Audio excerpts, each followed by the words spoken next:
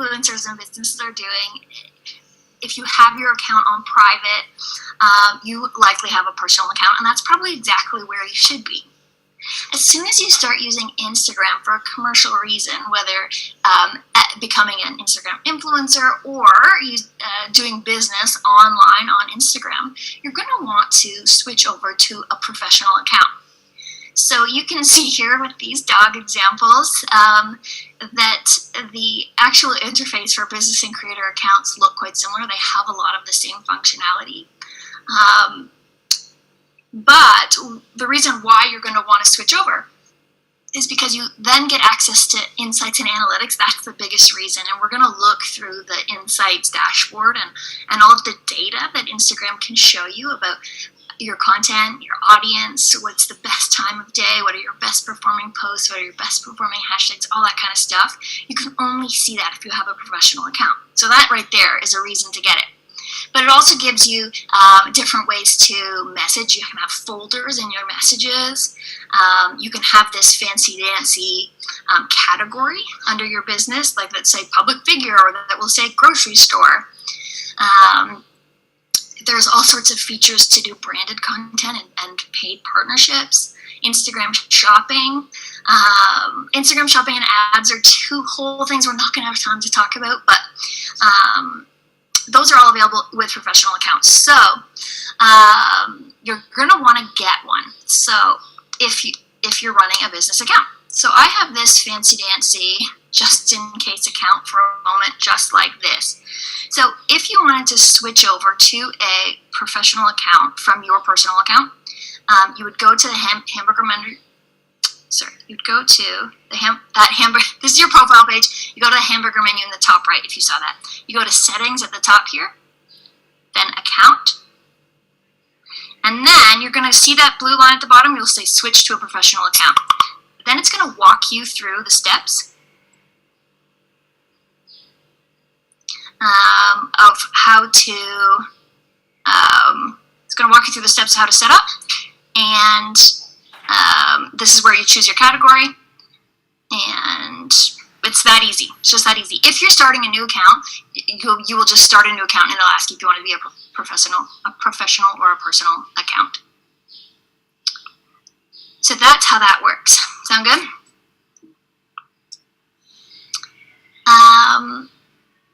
Features. Okay, so this is where we're going to do a deep dive into. I'm worried that you guys can't see my phone, but I can't check my messages. Give me 1 second. I'm going to turn this off for a sec because I'm getting it. 2 seconds. Sorry. I was really praying that all of the technology would not fail me tonight, and I wonder if you guys cannot see my screen.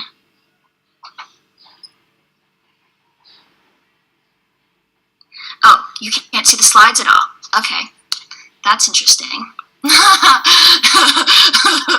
Well, oh my gosh, how embarrassing. Yes, okay, let's do this. I mean,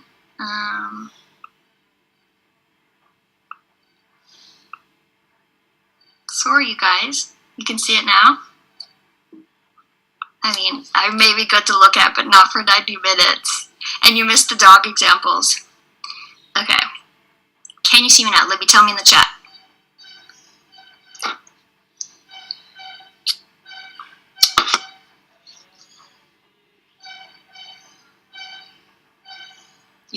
You can see me now. Libby, tell me in the Slack chat.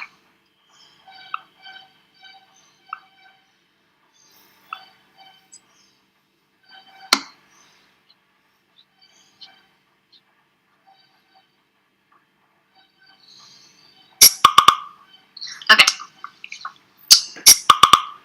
Perfect. Sorry, but I'm gonna get my phone queued back up here.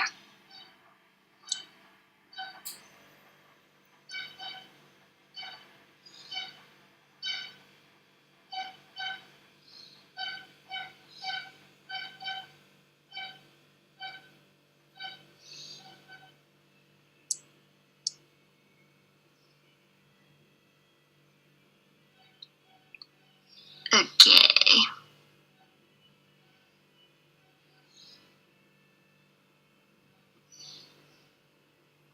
We got it. Are we in business?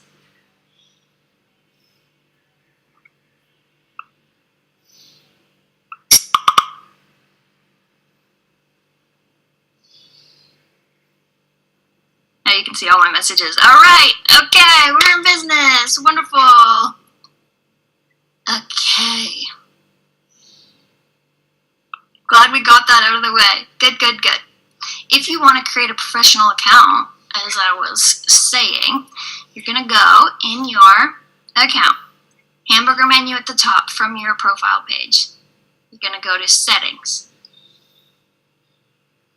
account, and then switch to professional account at the bottom, and it's going to walk you through the whole process. It's that easy. It's free. It's the same price. It's the same everything.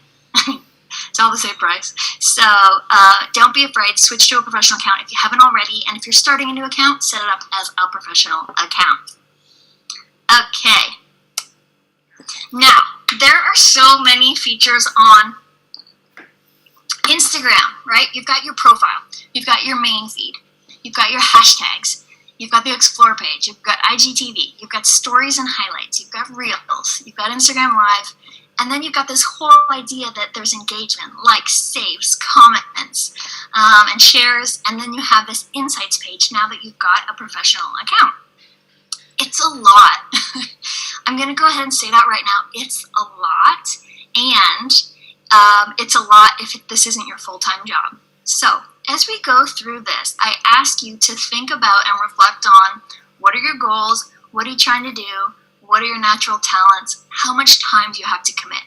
Because if I'm going to tell you at the end some recommendations for how much and what kinds of content to be posting on what frequency. And if you did all of the best practices, you would be a full-time Instagrammer, right? So it's important that that all the way through, we're looking for the cadence that's going to work, that's going to be the best for your organization. So don't let this scare you. Instead, let this be a bit of an exploration on all of the features. Okay, so the first thing is your profile. That's that little bit of copy. It's a tiny bit of real estate that is above your it's on your profile, above your posts on the main feed. You've got 150 characters. Okay, that's all. 150 characters and one link and one profile photo.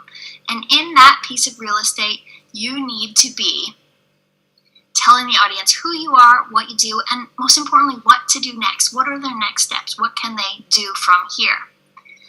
And again, there's no right or wrong. There's just what is the intention and what is best for your business. So you can see this coffee shop has decided that in these 150 characters, their address and their date, the times they're open, are the most important information. It's a pandemic, so the idea that they can order online and have stuff delivered straight to them is important. They have a link that's specific to a Valentine box, so that's a timely and important link for them. In this hair salon, they've chosen to highlight the brands that they sell, right? So you can see these different product brands, and that they do curbside picking and curbside pickup and shipping, and that you can shop online. So again, that hair salon has decided, and maybe that's pandemic talking, maybe it's their business decision, that this idea about product is more important than anything else in that tiny bit of real estate. This Lorna Jane, it's the Lululemon of Australia, and they are not talking about leggings at all, but about empowerment and joining a movement, and they're telling their audience to tag them. Remember that when we get back to user-generated content. So again, there's no right or wrong, but you want to think about what goes in there, including what goes into your profile picture.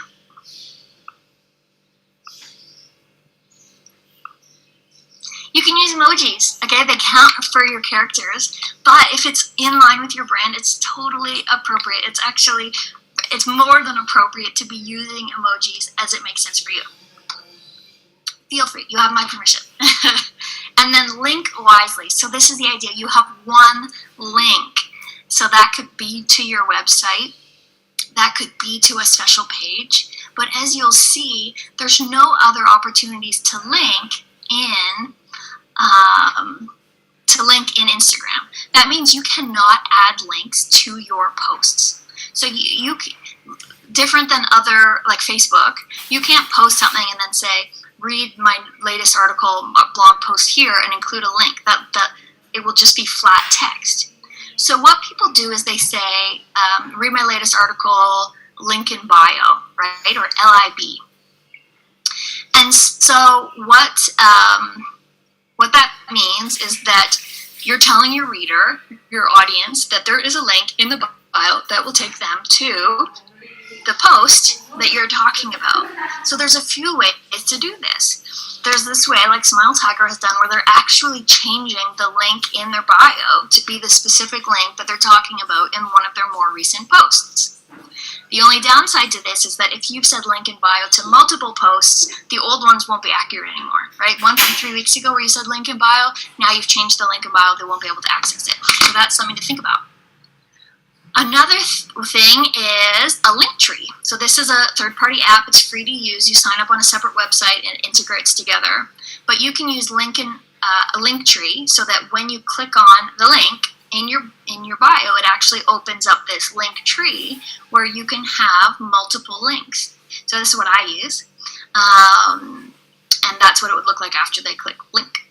There's also one called Link in Bio, which is very popular, and it actually basically pulls up a mirror of your feed, and then it gives the user a visual cue that, oh yeah, I was looking at this Emily in Paris one, that's the link I want, and then they can link from there to your website or your shopping page or your wherever you are sending them. So think about linking, and do not, I beg you, do not put just a flat HTML link in your post, because it just shows they don't necessarily know how to use Instagram. So you can link to things 100%, but always say link in bio, and then make sure your link in bio, the link in your bio takes people to where you want to send them. Okay?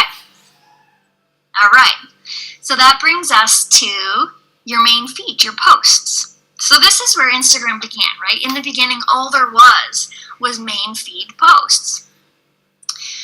And it's really important, albeit maybe, I don't know if there's one most important thing, but your main feed is the thing people see first, and I think it's the thing people see most. So what you're going to want to do is really be the most thoughtful of the content that goes in your main feed, and also not just each individual post, but how the posts work together. Because what you want to do is have a curated feed that looks professional. This doesn't mean you have to have a photo shoot behind every single photo that you put up there. It doesn't mean that every single photo should be, and I'm going to go ahead and say it shouldn't be, but that it should be the exact same. It's just that you've planned in advance for how it's going to look, for what you're going to post, for the way in which that feed will look and grow, because that's one of the things that stays forever on your Instagram is that feed. Okay, so I want to just actually look a bit closer at these main feeds. So your main feed is going to be made up of a combination of a bunch of different types of content. So there's pictures, right, which is this guy. That's just a picture that's been taken and shared. There's graphics, so that's like this idea. Or this, where there's, this one, where there's words on a picture, or words on like an infographic-y slide. There's a carousel, which I'm going to show you in a second, but that means there's, it's indicated by this icon here. There's multiple images if you swipe right. There's a video, so if you have a video that's under a minute, you'll get this triangle, and that's indicative that there's a 60-second or under video showing. Or IGTV, if you have an IGTV post, you will be able to share a 60-second preview on your main feed. So let's take a look at a couple of main feeds, and just to show you how different virtually the same mixture of content can be based on your brand and what you've chosen. So I'm going to go. Okay, that's on my phone. Let's look at some main feeds. So I followed some specific people here. So here we go. So this is that real estate agent. So you can see that they're using a variety of posts. So they've got videos, they've got images, they've got words over text, they've got a variety of posts, which is why I show this. And you can see they're alternating between lighter and darker posts. Ideally, I assume that that's a style choice.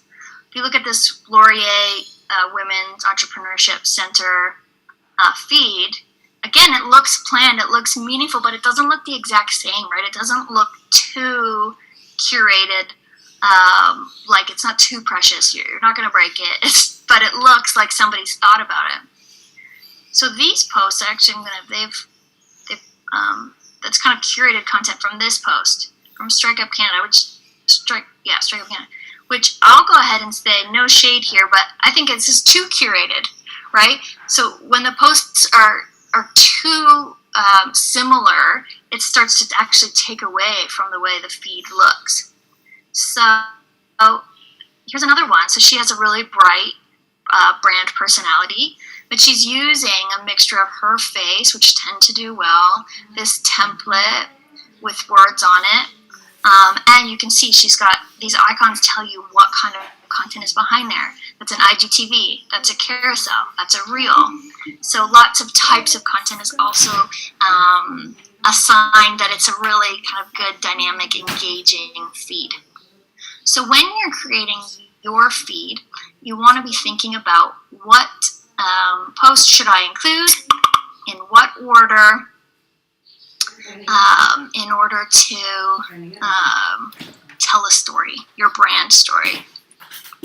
So, just 2 seconds here.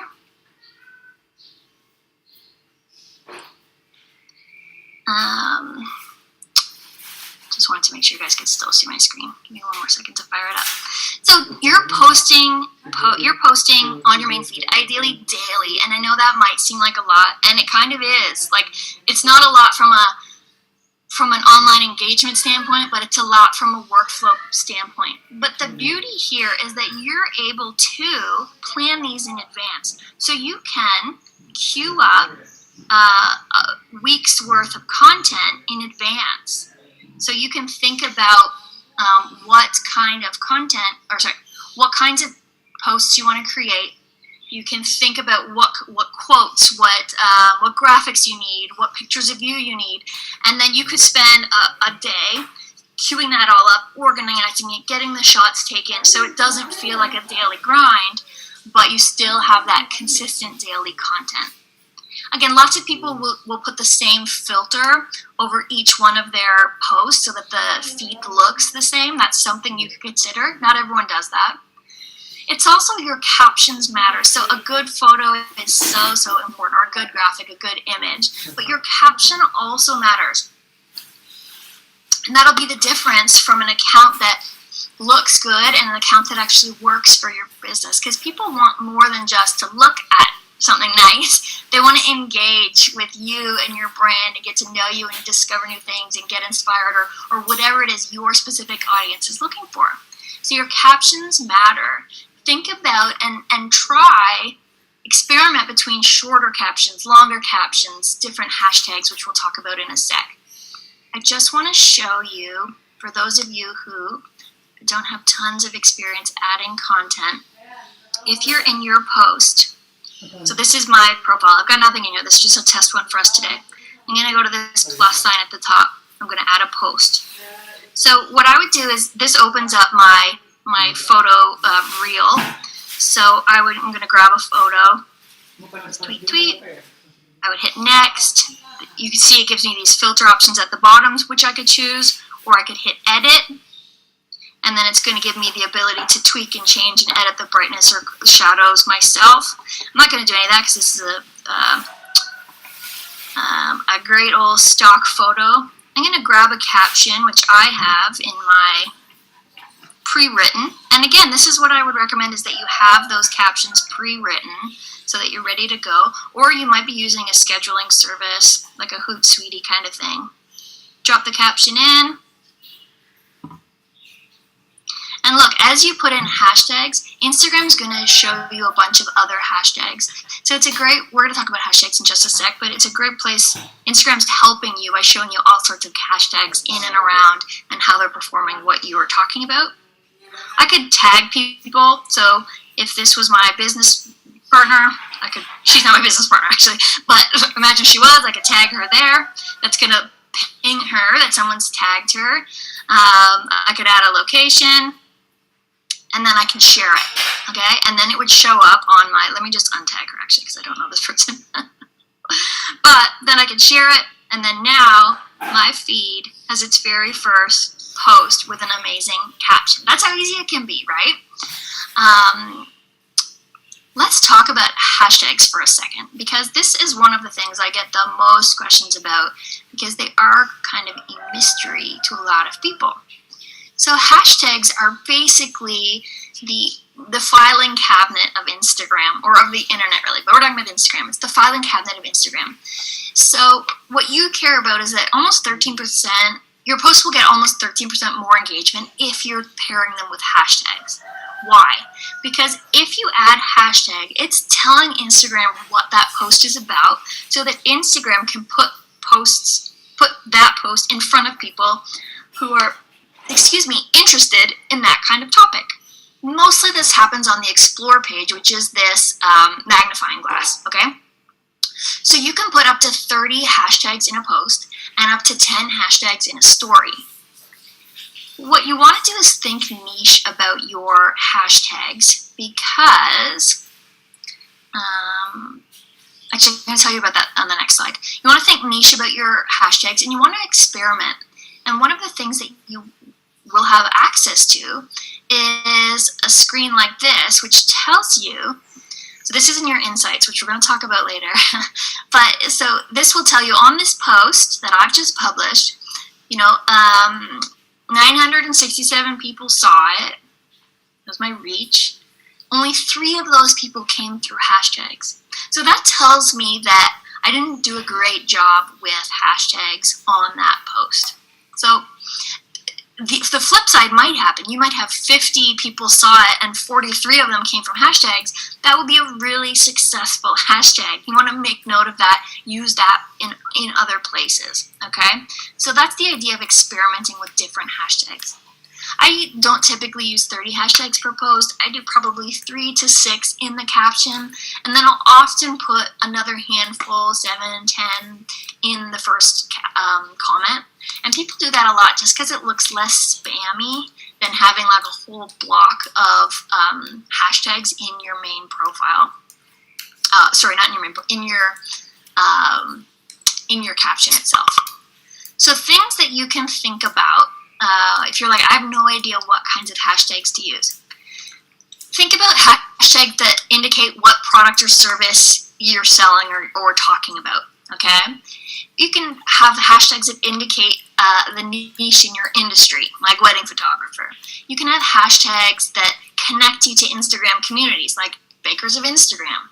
You can have hashtags for special events, like National Donut Day.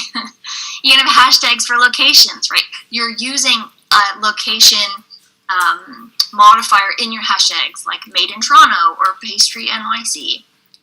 You can use daily hashtags, right? So tapping into some of the daily trends, like Monday Motivation. Hashtags with relevant phrases. Phrases that are relevant to your business. Be creative, like maybe that's your tagline.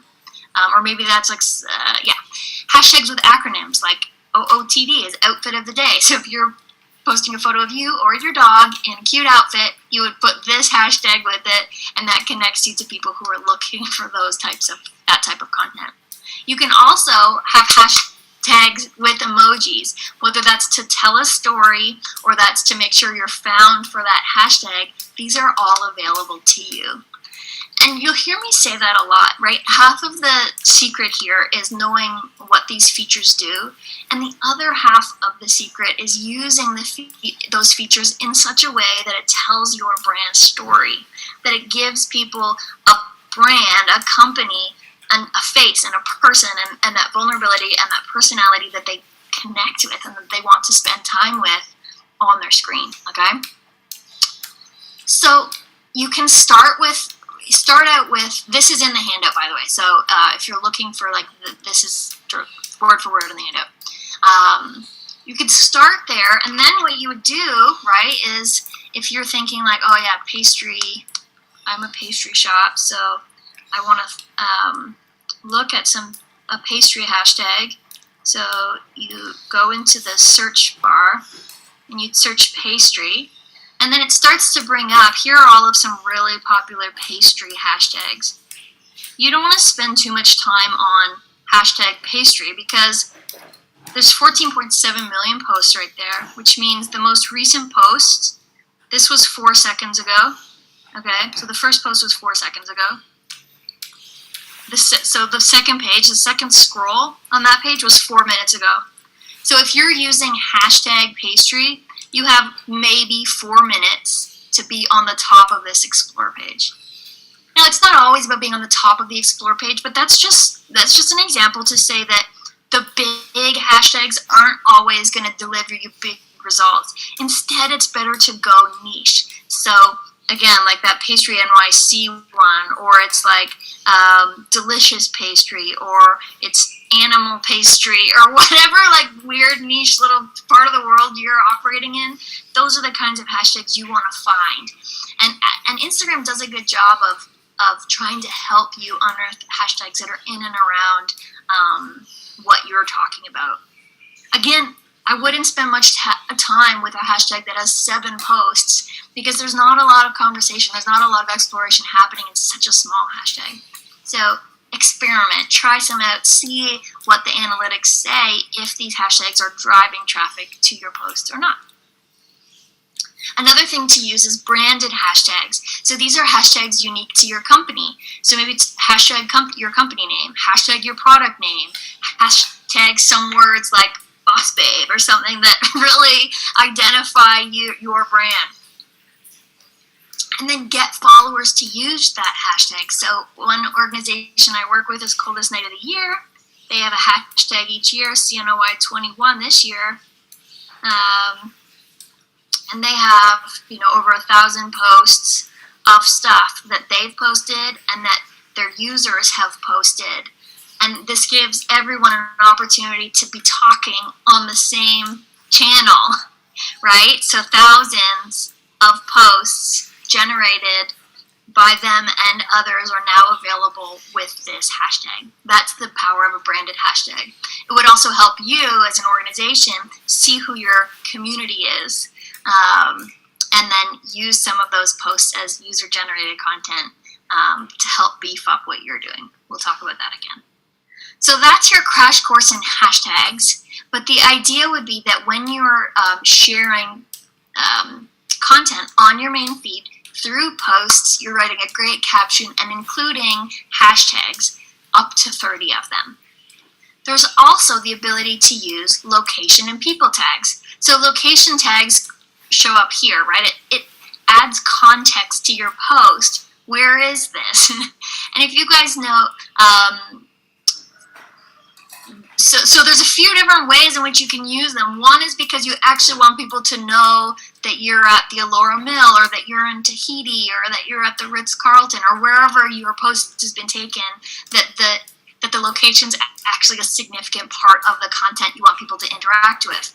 Sometimes you can do it to be part of a conversation or an inside joke, like this post, if you know her, this isn't important to this post, but it's important to like being friends with this influencer. It's part of her brand and her value, and like we get it because we're on the inside, me and 3 million of her closest friends. Here, the same Birds Papaya, she's in Guelph. This is her at home with her family. She's not putting a location because she's at home with her family, and like adding Guelph, Ontario doesn't add value to that story. It's got nothing to do with it. And then here, where she's actually out at a llama sanctuary or wherever it is, she's putting the location tag because there's value to other people who might say like, oh, I want to go there, or I want to know where that is. That there's lots of ways to use location tags. You don't have to use them, but you can. They're at your disposal to help you tell your story and connect with your audience. These are you can also tag people in your post. So it looks like this, like it'll look like a normal post, and when you tap it, all of the tags show up. So this is another CNOY post where they're recognizing all of the people who are involved, the townships, the charity, they're tagging them into this post.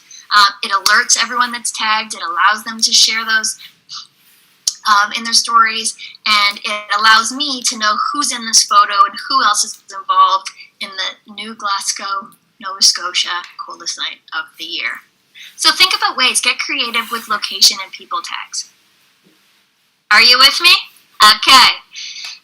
The next thing we're going to talk about is stories. Okay, so stories are the Snapchat of Instagram. If you can think back to, so Instagram was born. We all got on. We started posting photos. Then we realized we have to post Instagram photos. So the photos got higher quality. They started to be more manicured. They started to be curated. They started to be planned.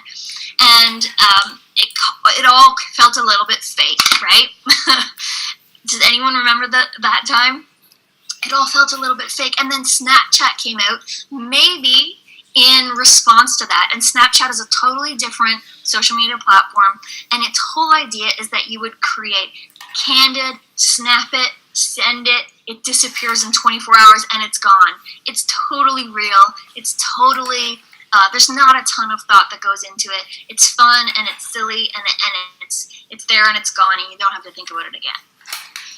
That got really popular and Instagram was like, oh, people are hungry for more candid content. Let's do our own version of that. And then the story was born, or at least that's the narrative I have in my mind of how the Snapchat of Instagram stories came to be. So now we have the opportunity on our main feeds to also share quick videos, 15-second videos, which is shown by this pink circle around your profile. So this is your main profile. Your feed photos would be right underneath. If you have a pink circle around your photo, that means you've got stories to share. Again, stories are, we're gonna dive into them next, but they're only available for 24 hours unless you save them into a highlight. Stories are my favorite. They're the most fun, because you can do tons of stuff with a story. So let's look at what we can do. If I go to my profile and I press this plus button beside the photo, or I go to this plus button at the top, it opens, oh, that's the worst angle, get away. It opens this screen. So I can just press that white button to record a story. Recording a story. I'm holding it down and it's recording. And then when I let it go, it's going to catch up.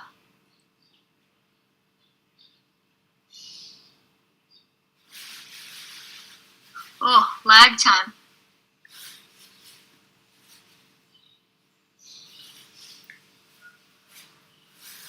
Too slow. Either way, it's literally saved my photo or my story like this. So what I can do is, okay, there it is. There's my story. It's saved. But I want to add something to it. So I want to add some text. I go to the text button at the top, or this text icon at the top. Oh, so slow. I'm going to use a different example that is not so bandwidth heavy. I can create a...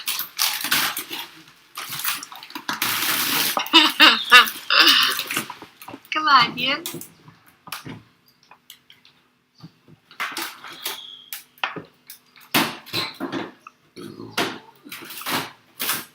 Yeah, disconnect to reconnect.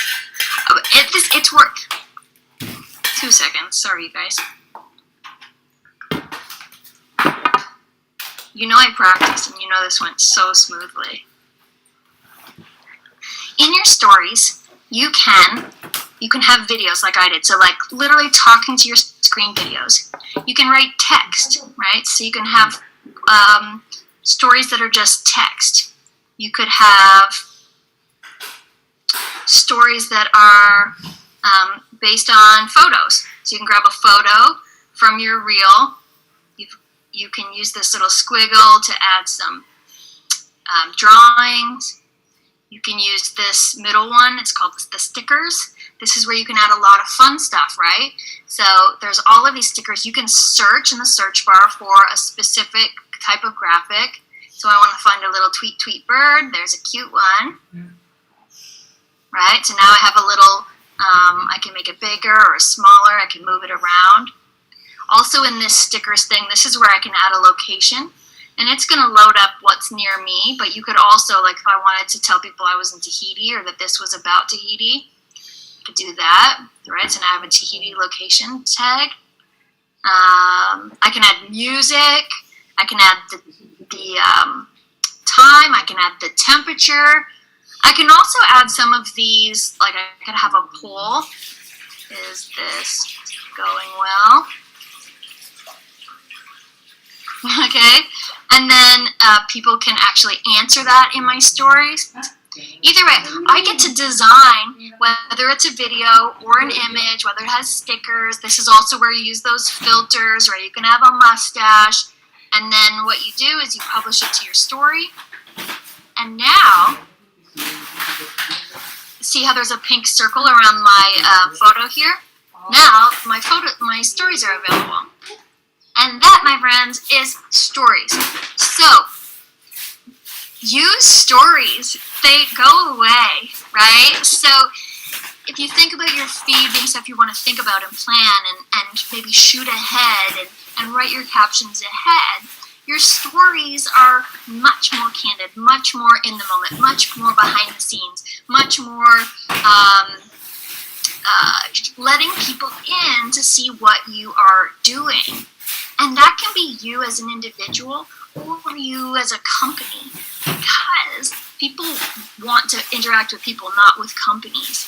So think about ways to, it's not too personal. I mean, there are things that are too personal, but you having a meeting, you having lunch, you setting up, you tearing down, you cleaning off your car, you talking while you walk the dog about the stuff in and around your business and in and around your audience, stuff that your audience cares about, is actually compelling content. The other thing is you can use highlights. So when you want to save your story content, you can save them as highlights. And what it does is you can see it puts these different icons. Again, this is below your profile, right above your main feed. And then people can click in and watch all of the stories in a row. So any that you don't want to save for more than 24 hours, just disappear. The ones you do want to save, even after 24 hours, you can go in and sort them into highlights. And you can use those highlights in any way you want. You can name them anything. You can put these photo covers for them. You can get really creative about the way in which people can interact with you using those highlights. Okay, IGTV is the opposite side. So if stories are quick snaps that you're taking throughout the day that don't stay around for very long, IGTV it's the opposite. It's the YouTube of Instagram. So this is up to 60-minute videos that you can create and share that lives on your feed. That's great for things like interviews, longer stories, produced videos, you teaching someone how to make something, how to do something, how to use your product, how to get your product out of the box, how to fix your product. You can use these for literally all interviews, all sorts of things. Like anything that you would put on YouTube, you could put on IGTV. I'll show you an example here. So you know it's an IGTV when it has this icon on the main feed, and when you go to someone's profile, you can sort it by their content type. So by their IGTV, you can see. I can show you this example. Hopefully, it works. Okay. So I've clicked on her IGTV link. Energy that exists in our bodies. And really, resentment is... I can see that it's 5 minutes and 31 seconds. Different emotions. Now, most of us would probably recognize it as anger. It's like angry. I feel angry about this person that upset me or did something. And again, this isn't a Steven Spielberg video. This is still kind of like she filmed this at her house, but she probably had a script. She had an idea of what she wanted to say. She had a structure. She added some words on text. It had a fade out. So those are the kinds of things that you're likely going to have in your IGTVs, but aren't absolutely necessary. So if you want to do more series-based videos, so you could do like a weekly or a monthly IGTV, or if you know you're going to be on site somewhere, you've got planned guests that you're going to speak to, you're working towards a launch, IGTV could be a good feature for you to really sink your teeth into. Instagram Live is kind of the Facebook Live of Instagram, so it is actual live broadcast video. So this could be for longer form video. It could be for shorter videos, but the idea is that you're actually broadcasting live. And when you do this, it will give an alert to your followers that you're going live. It will say live. This means that she's live online right now. And then it will be a video like this, where you can see how many people are there, where you can comment and interact with with your audience and your audience with you live. And then you have the opportunity to either convert that to an IGTV, to download it and save it for some other purpose in your business, or to just delete it. If it didn't go great, or there's something about it that you didn't want it to have any shelf life, you can just delete it. So this, again, is great if you're on site, if you're at an event, if you are...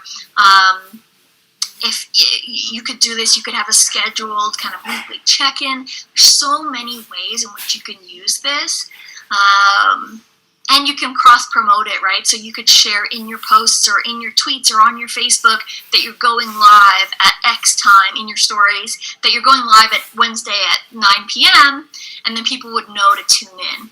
So think about cross-promoting those as well. Okay. Engagement and, did you want to, I'm not going to go live. It's, to go live though, you would,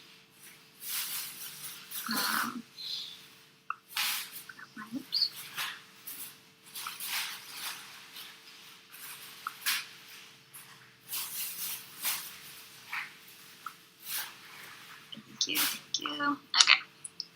So go live, you go into your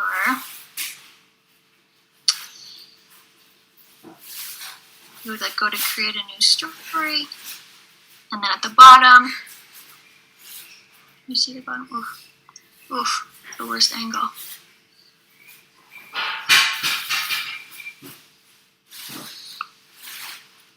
It's the worst angle. At the bottom, you scroll over to live, do you see? And then, and that is how you would go live. Then you would click this button, and then you'd be broadcasting live to your followers. That easy. So again, these might seem like things that seem really scary, but the stakes are low. The stakes are, pick a time and give it a try. Get some of your staff or your friends and family lined up and ready to go so that they're online, so there's not nobody there for your live. And just get comfortable. Where are the reels? There's the reels. Get comfortable talking live, and you might be surprised. It might be something that you love doing. Okay, reels are the TikTok of Instagram. So this is the newest thing, and all of us marketers were saying, "Oh my gosh, not another." Not another thing to do and to think about and to learn, but here it is. And again, let's think about it as an opportunity as small business marketers and not a burden, because we have this free platform and all of this all of this opportunity to connect and engage and build brand loyalty in a really exciting way. That's what I tell myself anyway. He said, what an opportunity. So if any of you guys are on TikTok, again, this is exactly what happened. TikTok got really popular until Instagram released virtually the same features within Instagram to keep people engaged in the Instagram app. So Reels are somewhere between videos and stories. They're 15-second dynamic fun videos. Usually they're based around music.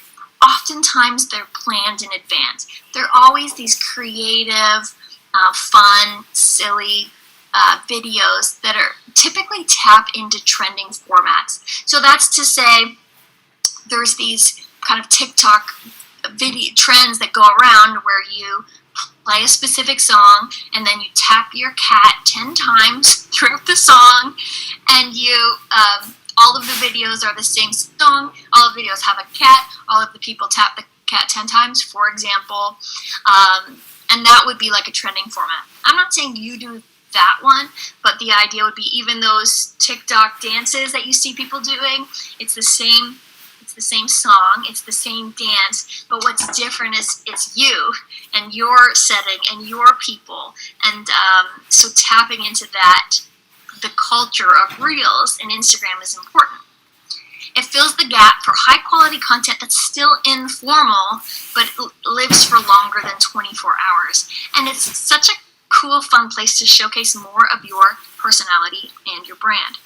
So because it's new, Instagram is pushing it really, really hard. They actually, I don't know if you have this new software, but they rearranged the entire interface so that Reels is this center button. So it's important to them. And you can click on that center Reels button to see what other people are doing.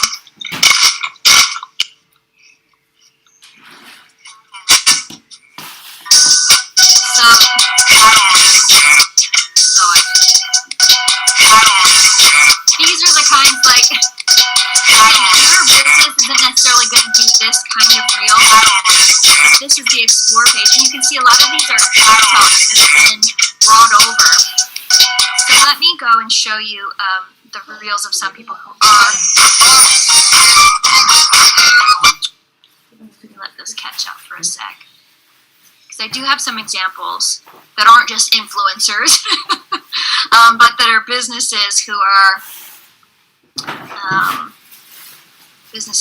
are using Reels.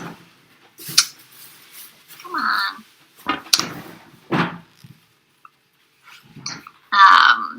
But again, think about if this feels really far for you, if this seems like you had me at stories, I could do that. You had me at videos, I could probably do that. But Reels, I'm not going to dance, I'm not going to make these. Then I think that's okay, right? As long as, unless your audience is a bunch of Gen Z kids, then you might want to rethink that. You might want to think about hiring someone or finding someone who would manage this part, because it is a big part of being an engaging account online. So this is, sorry, let me get into her account. I just want to show you a business reel. So that you know what I'm talking about. Okay, so this is, she's a speaker coach, I think out of Toronto. I'll go to her reels, which is this part of the page. And then you can see there's a bunch of reels here. Let's find one. Okay, here's where she's gonna. You don't have to wait until you have new followers to introduce yourself on your Instagram. You know, there's people who pass by. They don't necessarily follow you, but they're just passing by and they want to know who you are too. So don't wait until you have new people. Don't use this as a content strategy. Just say. So that feels like a story, didn't it? Right? So it wasn't music based. Let me find one where she's doing some music. Are you excited for what's to come? Let's hope it shows up for you.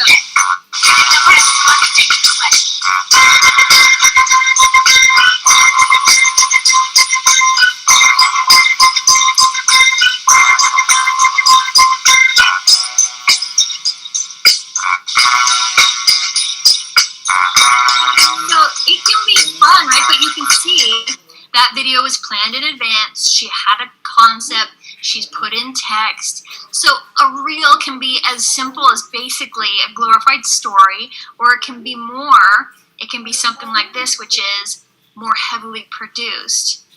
The actual act of creating a reel, I'm not sure if this technology is going to let me show you, but it's really easy, actually. If I go, it's not going to work. But I would invite you to, sorry, might work. Okay. I went to the plus button, and then I scrolled across to Reels, okay? And this is the screen it's going to give me. So we're just going to make a reel. I'm going to first choose some music. Just going to choose this one. And it went like... Choose what part of the song you want to use. I'm just going to use that part. And then I'm going to look into the camera. And it went like... I don't know if this is going to show you. It's a humbling experience doing this, let me tell you. Okay. So I did that for a couple of seconds. Now I'm going to turn the camera. I'm going to do it again for a couple of seconds. That's all I'll do, just because I don't want to use it. And it went like... And you guys want to see my reel? And it went like...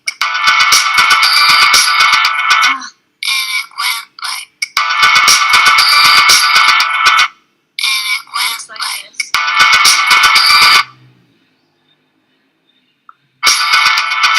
And it went like... It just stitches it together. So it does the editing for you. You can add, as you've seen, you can add text. You can add stickers. You can add a mustache. You can add all sorts of things. And it's actually a lot easier than it looks. So again, it's like, take a few hours, think about a couple of different Instagram posts or post type that you want to create. Maybe an IGTV video. Maybe it's a handful of reels. Maybe it's a week's worth of content. And get to work and just try some things and don't take it too seriously. Because I think that's what we do. I know that's what I do, where it's when I'm doing it for you, it's so easy because I understand all of the things. But when I'm doing it for me, it feels really scary because it's me as a person that's going out there, and I know you guys are going to see me. And yet that is the difference between a real estate agent who puts houses on their Instagram and a real estate agent that builds an online following of people who care about her and the work she does and the people she serves and have her top of mind for the real estate questions. So, I'm going to call this a feature as well, because it's as important to know this stuff as it is to know what a post, an IGTV is.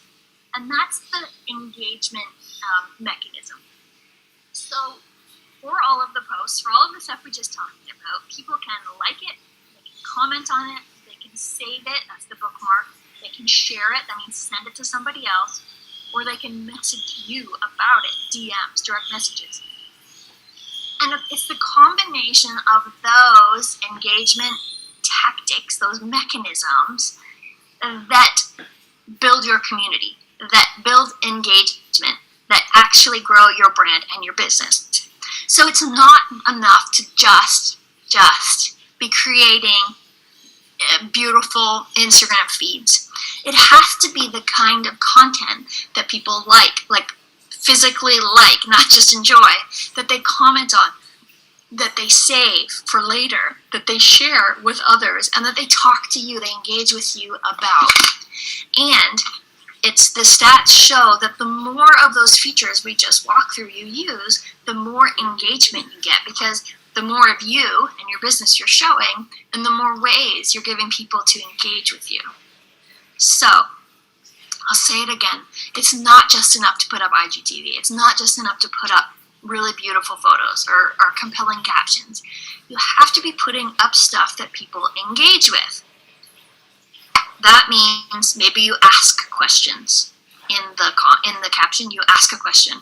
Maybe you say, drop in a little puppy dog emoji if you like pets. That's what my caption was in my example today.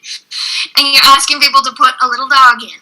Maybe you're including those polls, the questions, in your stories. Maybe you're putting up really inspirational quotes every now and then that you know your audience wants to share or send to their partners. That's the other layer you need to be thinking about. Not just what looks good, not just what features am I using, but what am I going to get people to engage with. And you want to do this, one, because it gets people to like you and know you and trust you and therefore buy from you. But it also is the fuel of the Instagram algorithm. So that's to say that Instagram doesn't just show every post in the order it's posted. It has this algorithm running in the background that's designed to put content in front of me that I am most likely to like, okay?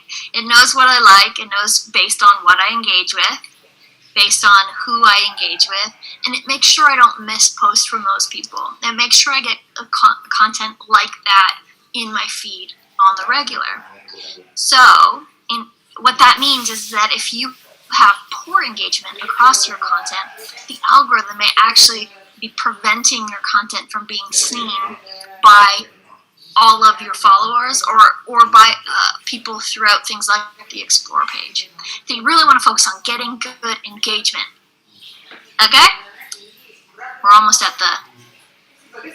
I'm actually gonna... Okay, we'll talk about insights. Then I'm gonna give away the books. And then I'm gonna look at your... I'm going to save questions till the end, just because I don't want to run out of time, and I know there's some questions stacked up in the queue, and I will do my very best to answer them. Okay? So, insights. This is one of the reasons why you're switching, or you already have a professional Instagram account.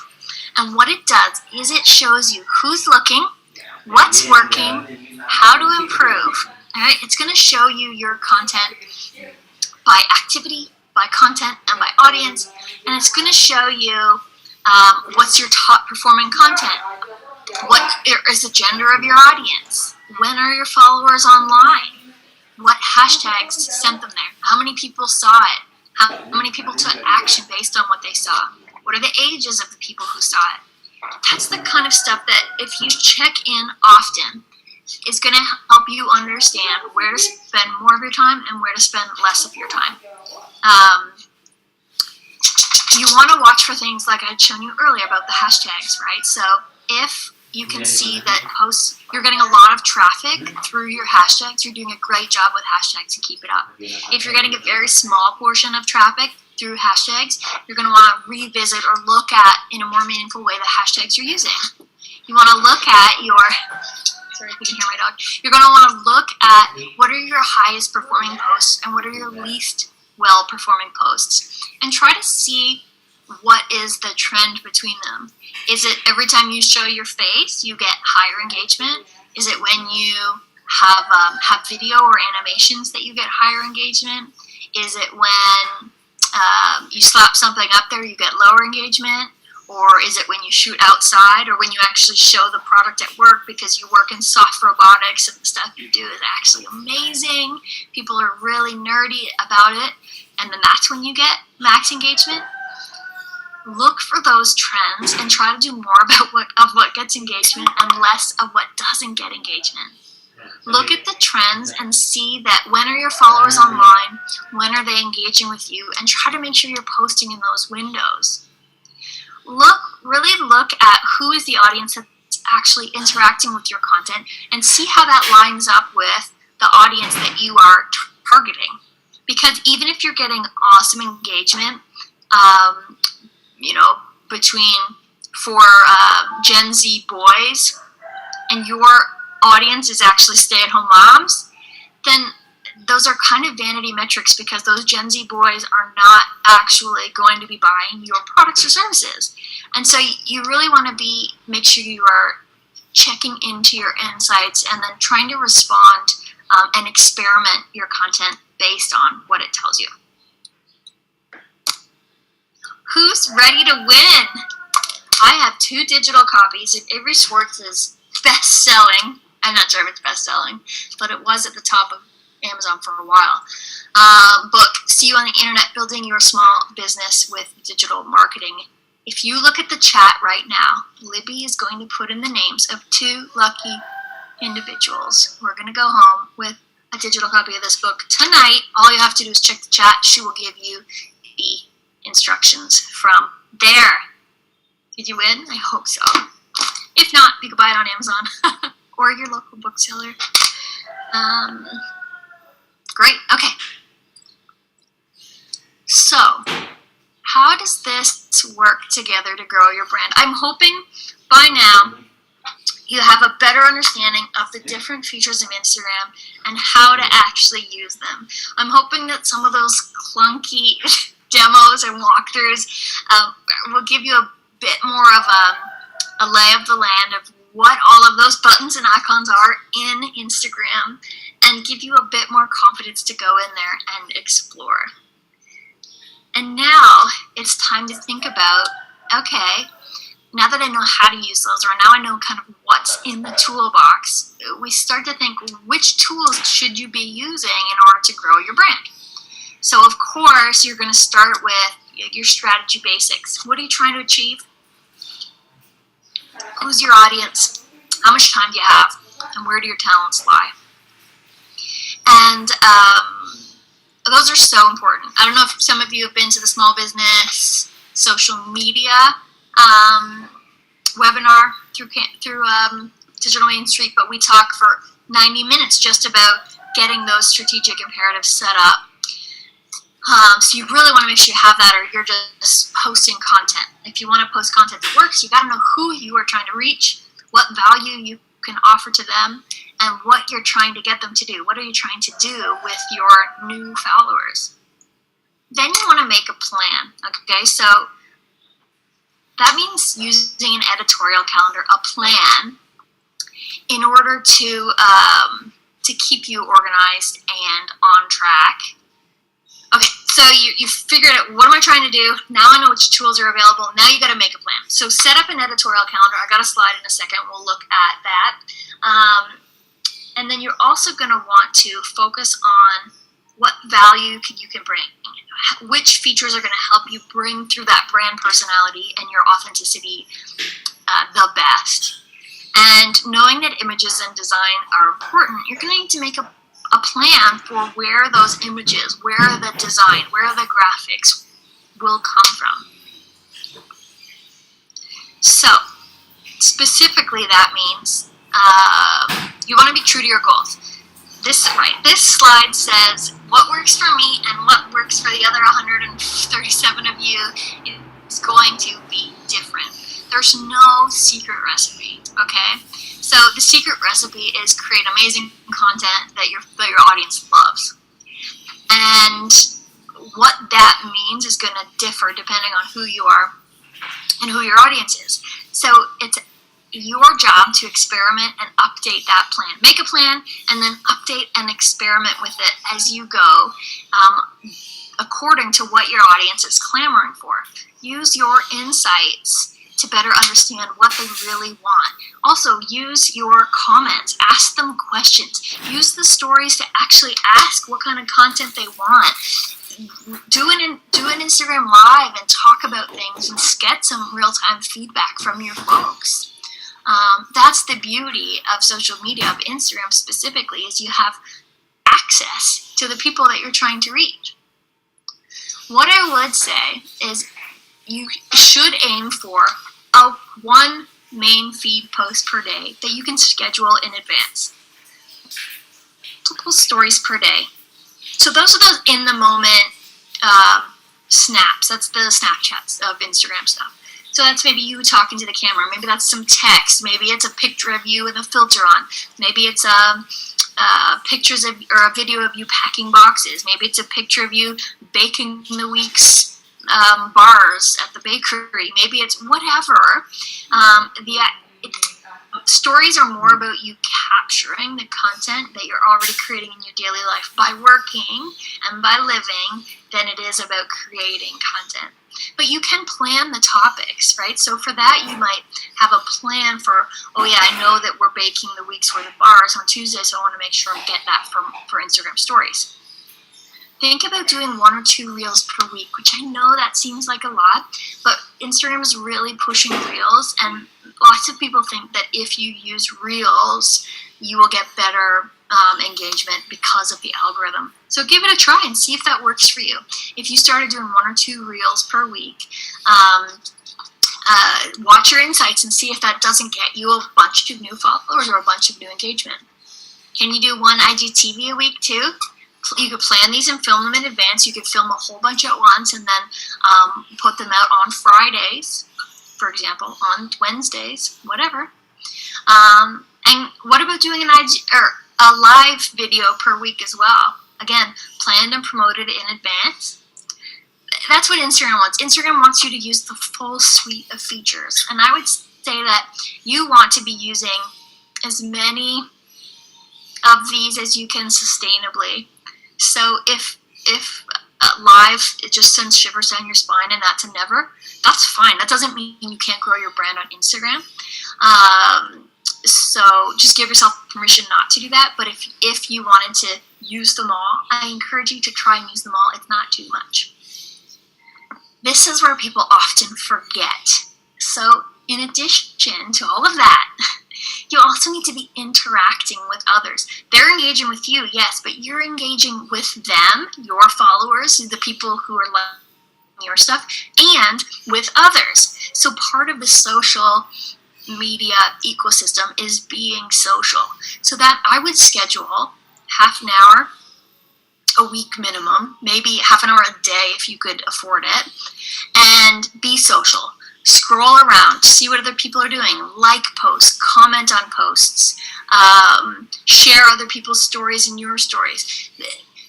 Be social, and that is one of the main ways to grow your brand is to spend time being social on social media. Okay, so you're sitting there saying, okay, yes, great, I'm a bit scared, that seems like a lot, but I'm going to try my best because now I know how to film a reel. So what would make a good reel great? And what would make a good post great? And what makes Instagram content great content that people want to engage with? And the number one answer is it depends, which I know is annoying. But it is going to depend on who your audience is. Again, whether it's stay-at-home moms, working moms, grandparents, college kids, car guys, fitness people, whatever, what's engaging to those different folks is going to be different. These things are true. Organized and consistent, that makes great content. So if you're posting for 3 months every day and then you disappear for 6 months and then you come back, or 3 weeks and then you're on for 3 months and you're back, that's jarring to your audience. So it's better to do fewer posts consistently than it is to do a lot and then go away. So think about that. It is better for you to be doing 3 posts a week consistently every single week than it is for you to do a week's worth of posts and then disappear for 3 weeks. So do what you can consistently. It's valuable and engaging. We talked about that. It's visually appealing. It has to look good. It just does. It's real and trustworthy, right? So don't sacrifice real and trustworthy for visual appealing, because you could get some nice looking stock photos that are visually appealing, but what that does is it erodes the fact that this is a social account and not a website, and what they're looking for is you and the kind of the realness that you bring to your brand, or your team brings to your brand. So you also want it to be planned but not too planned, right? So that means you're planning it out so that it's sustainable. You're planning it out so that you have thought about what you want to say, and you're taking people, you're telling a story through a post, but you don't want it to be so planned that you're talking about that it feels like you've said it and forget it, and there's nobody actually managing that account. So if we look at today's parent, again, their feed is going to look different than Red Bull's feed, right? And again, you can see it's a video, like a 60-second or less video. That's a reel. That's an image. That's an IGTV. That's an image. That's a reel. That's a reel. That's a carousel. So multiple images in one post. That's a reel. That's an IGTV. That's a reel. So they're using a lot of different content, but those two feeds look very different, and that doesn't mean one is better or worse. Oops. That's my feed, okay? I'm trying to. So it has a distinct flavor. Cosmopolitan Magazine, it has a distinct flavor. It has a much different audience than who I'm targeting and who Red Bull's targeting. This boutique law firm, again, has a very different target audience. And you can see they've made some decisions around their color palette, their images, and the types of things that they are including. Okay, so you understand that, but you're saying, how do I get my first 100 followers or my next 100 followers? And I wish that there was an easy answer, or at least an easier answer, but it's this. Make great stuff, share it, post it consistently, engage with other people, use hashtags, cross-promote. So that's the idea, that you're using your Facebook and your Instagram and your website and your email, all of your different communication touch points to help each other grow. Don't blast the same things to Facebook and Instagram. Use them to build each other up. And maybe most importantly, give people a reason to follow you. They're following you because you have something to offer. It's exciting, it's engaging, it's inspiring, it's educational. They like you as a human. There is a reason they're going to follow, or there's not. So if your business comes across as a business, as a brand, without one of those things, without that value offering, why would they follow you? Right? So give them a reason to follow. So that is the full presentation. I'm going to turn over to the questions now. What I would leave you with is, like, just try, just get started, and don't. It's easy to I'm 100% a proponent of social media strategy, planning it out, lining it up. Actually, there's I can't remember the date, but there's an upcoming social media strategy planning workshop through Digital Main Street that I'm teaching, and I'm so geeky about this stuff. It's actually my one true love. However, don't let the planning and the thinking and the itemizing and the waiting for the full moon for it to be perfect to keep you from getting started, because half of the battle is seeing what people like, is interacting, is actually having touch points with your people. That's half of it. The content is the other half. So just do it. Great. Okay, I'm gonna flip into you can get the reference guide here, but as you do that, I'm gonna flip into the questions. Okay, this one is from earlier on. If we switch to a professional account, would you lose your current followers? No. So literally, if you're switching from your existing account to your professional account, all it does is change the back end. You won't lose any of your existing stuff. Does Linktree as a third party affect your Google backlinks negatively? I don't think it does, but I don't know for sure, and I apologize for that. In terms of an Instagram scheduler, I'm trying later in Tailwind. Okay, so there's all sorts of Instagram schedulers that you could use. I use Hootsuite. I have used CoSchedule. I know other agencies who use Later. There's so many good ones, and what it's going to come down to is, I think, the price and an interface that you like and you get comfortable with. it is said that there is like a small hit to your Instagram algorithm if it knows you're pre-scheduling content. I would say that the benefit of consistent and thoughtful scheduling of content that's being consistently and thoughtfully published outweighs that. So I would use a scheduler. I don't have a professional opinion on which one you should do. The next question: how is reach different than impressions in your insights? Reach is the total number of people who see a post. Impressions is the number of times it was displayed. So impressions is the number of times that Instagram served your content up, and reach is the number of actual people who looked at it or who saw it or scrolled past it. So it's maybe a little bit confusing to understand the difference, but reach is the most important. Impressions is Instagram showing people my content, and reach is, are people seeing my content? How do you change a story to a highlight? Can you show us this? I can show you that. Okay. Let me fire up the old time machine here. Give me 1 second. Okay.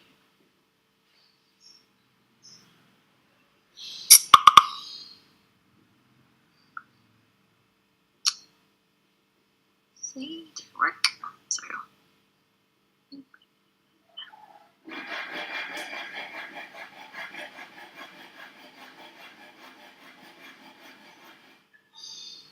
There we go. Okay.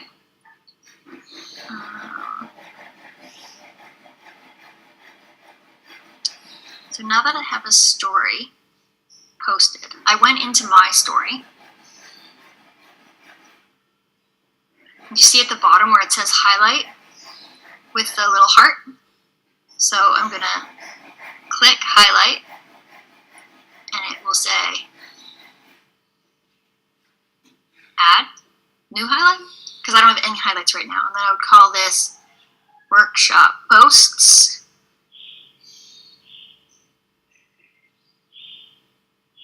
And add it. And now you can see I have a highlight here. And you can see it. So,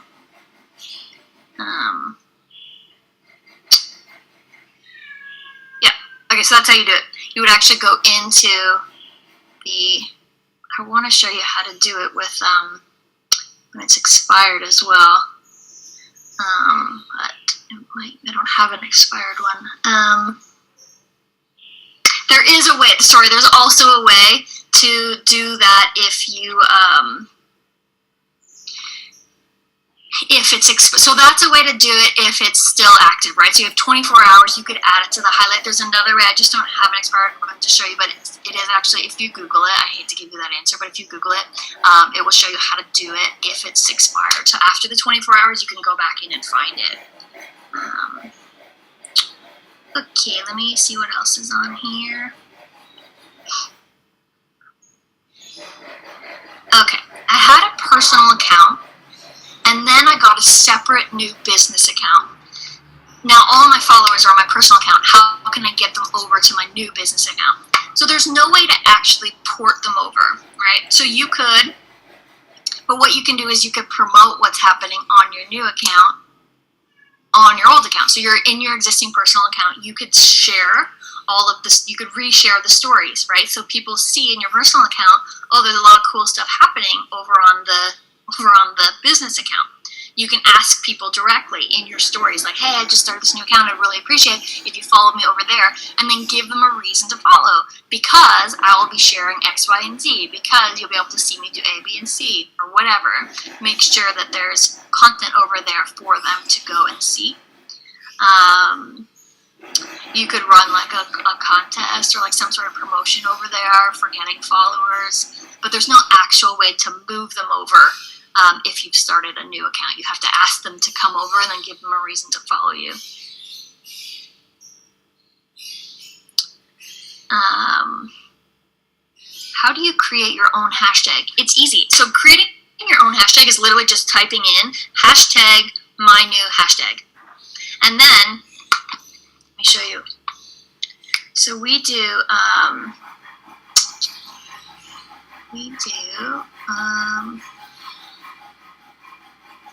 sorry. I wish this was slicker that I could get up there. Have a client who uses a hashtag that we just created.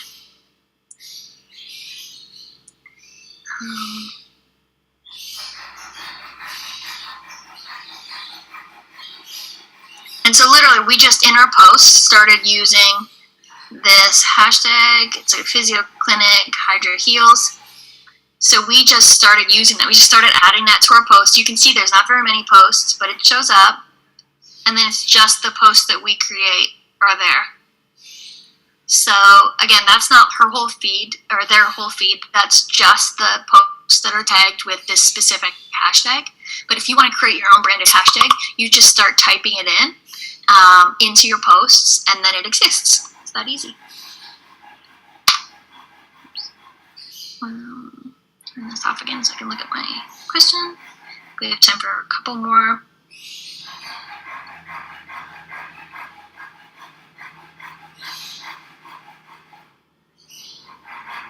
Can you show how to repost something from another Instagram account? I can, yes, thank you. Okay. I keep plugging my phone in and out thinking that puts it on the screen, but it doesn't. It just charges it. Let's see. Bluetooth technology that's connecting us, but okay.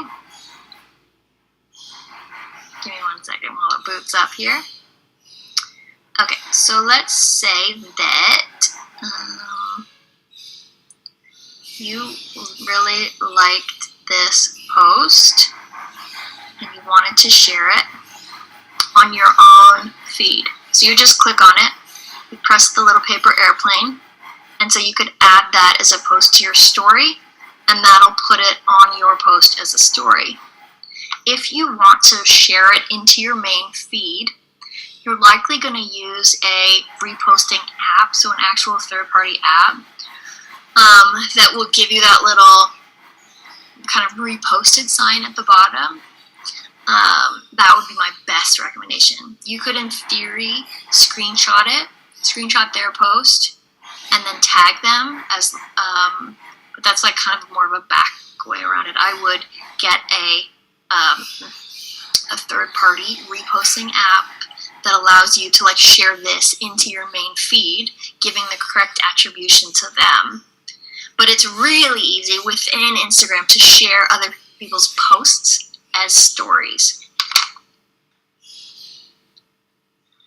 Hopefully that answers the question. I'll answer one more. Let me turn this baby off.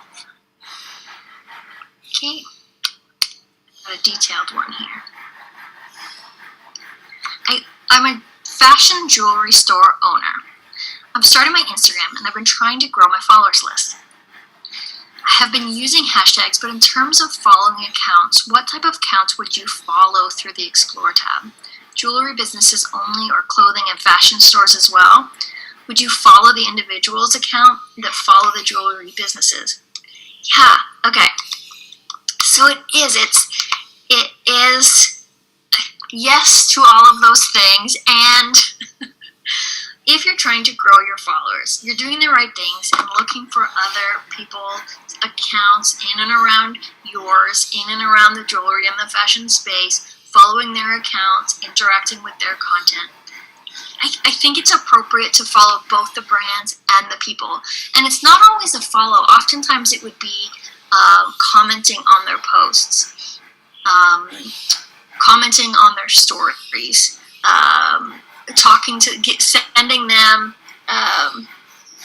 following them, and then sending them something else to talk.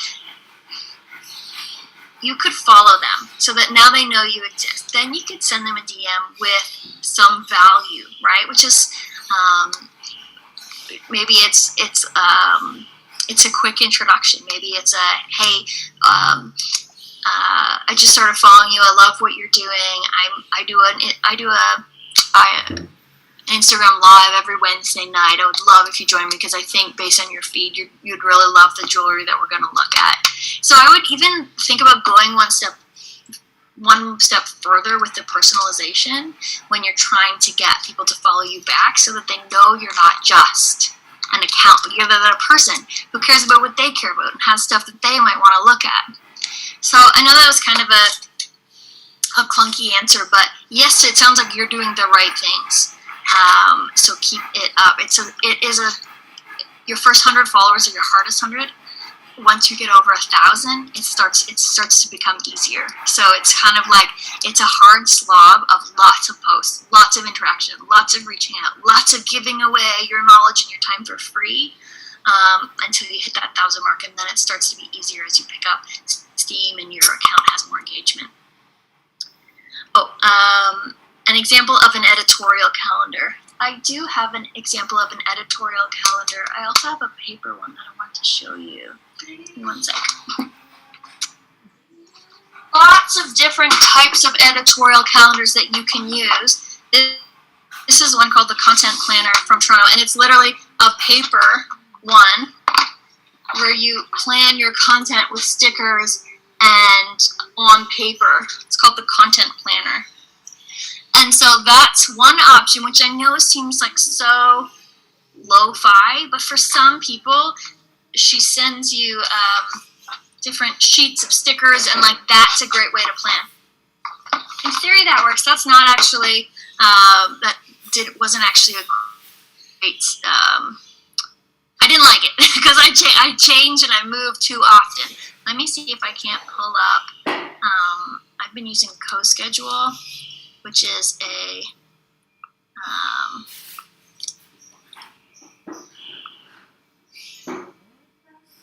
let's see if I can't sign in here. So this one is it's a planner and a schedule in one, so you can plan out your content. So I'm just trying to pull it up. It's something that I can actually show you. It's some pop-ups here.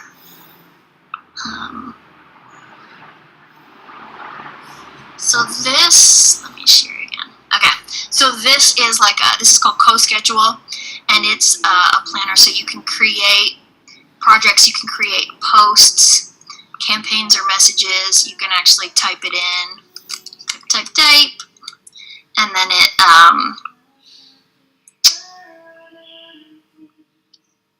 didn't have this really ready for you, but then you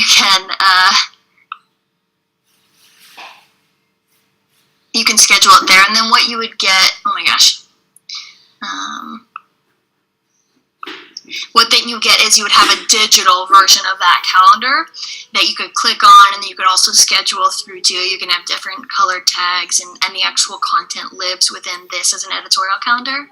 I've also used an Excel doc with great success before, wherein it's literally topic, channel, content, status. And if you Googled editorial, Google Doc editorial calendar template, you'd get a whole pile of come up that you could use. So there's lots of options. I don't know which is better or worse. It's all depending on I have people who swear by the paper idea. That's why I bought it.